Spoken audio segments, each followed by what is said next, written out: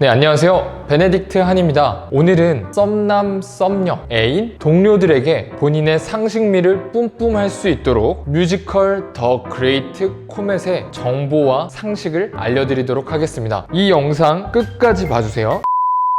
아, 맞다. 시작하기 전에 홍광호 배우 그리고 박강현 배우가 캐스팅됐죠? 그 이야기도 할 거니까 끝까지 봐주세요. 네, 뮤지컬 더 그레이트 코멧은 러시아의 대문호인 톨스토이의 전쟁과 평화라는 작품을 소재로 만들어진 것입니다. 전쟁과 평화, 그리고 톨스토이 들어보셨죠? 어디 가서 그레이트 코멧을 보러 갔을 때 이 작품 톨스토이를 원작으로 한 거래.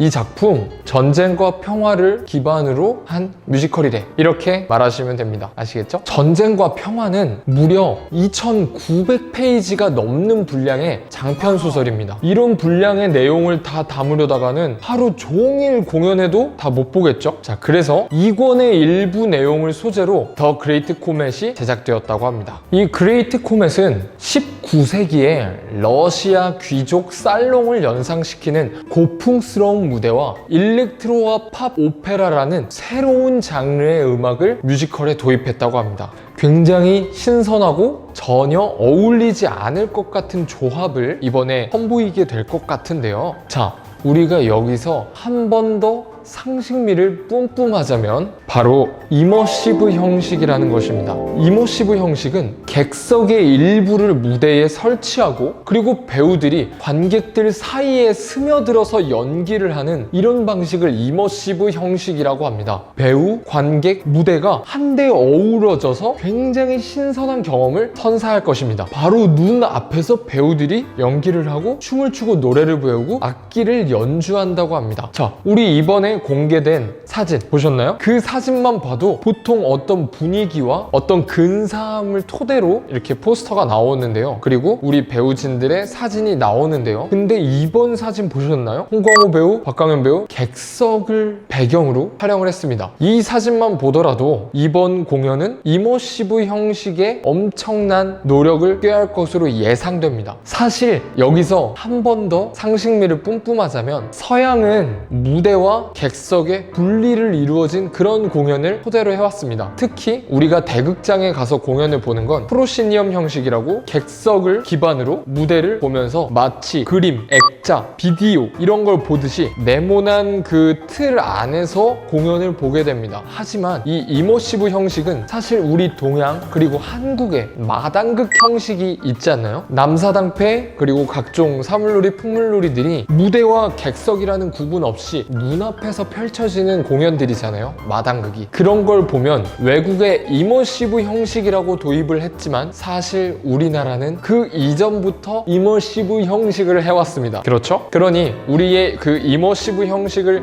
독특하게 관람할 수는 있으나 우리나라가 먼저다, 이렇게 말할 수 있지 않을까 싶네요. 그 다음에 말할 수 있는 세 번째 상식. 아까 말씀드렸듯이 이 뮤지컬은 클래식 음악을 주 장르로 하지만 인디 록과 EDM의 영향이 들어가 있습니다. 작곡가인 데이브 말로이는 이 작품을 일렉트로 팝 오페라라고 소개합니다. 오페라답게 모든 대사가 노래로 되어 있는 송 스루 뮤지컬이라고 합니다. 여러분, 뮤지컬이지만 대사를 하다가 크리스틴 노래로 이어질 수가 있고요. 내일 되면 반란의 날싹을 미리 대사 대신에 노래로 진행될 수가 있습니다. 이 뮤지컬은 송스루 뮤지컬로 대사보다는 노래 위주로, 왜냐면 오페라의 대체적으로 대사 또한 노래로 하거든요. 그래서 송스루 뮤지컬 같은 경우에는 호불호가 조금 갈리는 편이기는 합니다.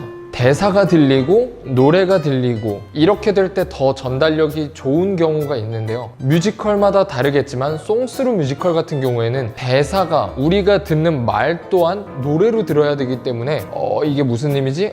이 노래가 이건가? 이렇게 듣다가 어떤 구간을 놓치는 경우가 있어요. 그래서 드라마보단 음악이 조금 더 강할 것 같다고 예상되고, 그러다 보니 그 송스루 뮤지컬의 호불호가 갈릴 수 있다고 생각합니다. 같이 보러 간 사람에게 이 뮤지컬이 송스루 뮤지컬이기 때문에 좀 전달이 조금 잘 안 될 수도 있어. 극장 음향 시설이 좋길 바라보자. 음악 사이에서 대사를 들어야 되기 때문에 더 집중해서 들어야 돼 라고 말해줄 수 있겠죠. 무슨 얘기할 거지? 이 뮤지컬을 기대하는 이유 중에 또 다른 이유는 사실 홍광호 배우, 박강현 배우 이렇게 우리들이 기다려온 배우들, 그리고 이 두 조합 너무 기대되지 않나요? 저 역시 몹시 기대되는데요. 홍광호 배우가 피에르 역을 맡았다고 했을 때 몹시 놀랐었습니다. 그쵸? 피에르 역은 악기 연주를 해야 하는 그런 배역이었습니다. 그런데 우리가 계속 소식을 기다리는데 다른 배우들이 이런 뮤지컬을 한다더라, 베르테르를 한다더라, 썸씽 토른을 한다더라, 또 뭐 있지? 썸씽 토른, 베르테르, 킹키 부츠를 한다더라, 이렇게 배우들의 캐스팅 소식은 마구 들려오는데 홍광호 배우님은 도대체 왜 캐스팅 소식이 안 들려올까? 맨 오브 라만차로 오는 건 아닐까? 오페라 유령을 혹시 하는 건 아닐까?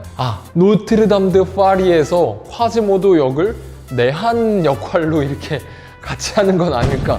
수많은 추측들이 막 왔었는데요. 이번에 이렇게 더 그레이트 코멧의 피에르 역할로 오게 됐습니다. 그래서 피아노 연주와 아코디언 연주를 우리 눈앞에서 펼칠 것으로 예상되는데요. 정말 몹시 기대됩니다. 그리고 이번에 가수 케이윌 님도 뮤지컬 배우로 같이 함께 더블 캐스팅으로 하시게 되었는데요. 이 제안조차 홍광호 배우가 케이윌 배우에게 제안을 했다고 합니다. 몹시 이 두 더블 캐스팅 조합 역시 기대된다고 할 수 있겠습니다. 이제는 떠오르는 이라는 단어는 어울리지 않고 지금 세대를 이끌어갈 세대의 주역이라고 자리 잡은 박강현 배우와 홍광호 배우의 이 두 조합, 저는 몹시 기대가 되기 때문에 이것 또한 우리가 기다릴 수 있는 이유, 관람 이유라고 할 수 있겠죠. 우리가 마지막으로 하나 더 깨야 할 상식, 바로 그레이트 코멧의 아주 길고 긴 여정입니다. 자, 사실 우리가 그레이트 코멧 토니 어워즈에서 12개 부문에 도미네이트 된 작품 이렇게 알고 계시죠? 하지만 사실 그레이트 코멧에는 아주 슬픈 사연이 있었습니다. 바로 처음 제작된 2012년부터 2016년도까지의 아주 긴 서사가 있기 때문인데요. 2012년도에 그레이트 코멧이 처음 나오게 됩니다. 이 그레이트 코멧은 나왔을 때 아주 큰 호평을 받습니다. 특히 관중들 앞에 무대를 설치하고 기존 서양 방식의 공연을 하던 그 공연에서 이러한 방식으로 공연을 했을 때 몹시 호평을 받았다고 합니다. 마치 실제 러시아 상류사회 사교 모임에 있는 듯한 이 분위기를 공연으로 겪었을 때는 아주 높은 평가를 받을 수밖에 없었는데요. 그리고 클래식과 전자음악이 뒤섞여 있는 이 조합 역시 아주 신선한 요소였기 때문에 2012년도 당시에는 몹시 파격적이고 놀라운 평가를 받았다고 합니다. 그렇다면 이렇게 높이 평가된 뮤지컬이 어떤 힘든 여정을 겪었을까요? 그레이트 코멧은 2015년도에 브로드웨이 진출을 목표로 매사추세츠주 케임브리지 ART에서 공연을 시작합니다. 규모가 커진 만큼 거기에 맞게 무대를 새로 만들어야 했지만 무대를 돌출형으로 빼놓고 많은 관객들을 무대 중앙에 놓는 노력으로 인하여 소극장 때의 분위기를 재현하는 데에 성공을 했다고 합니다. 2012년도 성공 이후 그 다음 해에 재공연을 하고, 그리고 2015년도에 더욱 큰 극장으로 가서 공연을 하게 됩니다. 케임브리지 극장이었는데요. 이렇게 큰 공연을 하면서 뮤지컬 그레이트 코멧은 브로드웨이에 입성하기 위한 그런 움직임을 벌입니다. 2016년도 11월 그레이트 코멧은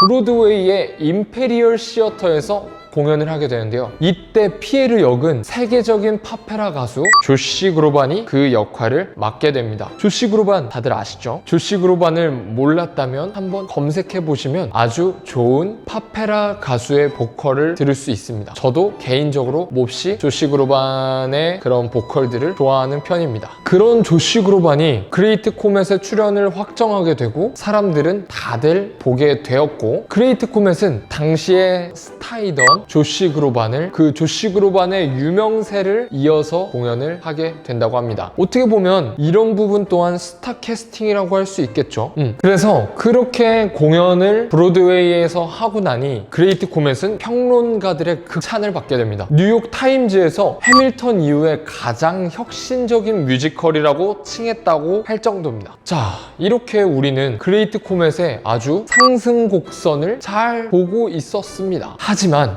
우리의 언제나 상승곡선만 타기는 어렵듯이 이렇게 호평에 힘입은 그레이트 코멧은 여기서 대반전을 겪게 됩니다. 이 수많은 상의 후보에 올랐지만 정작 상을 받은 건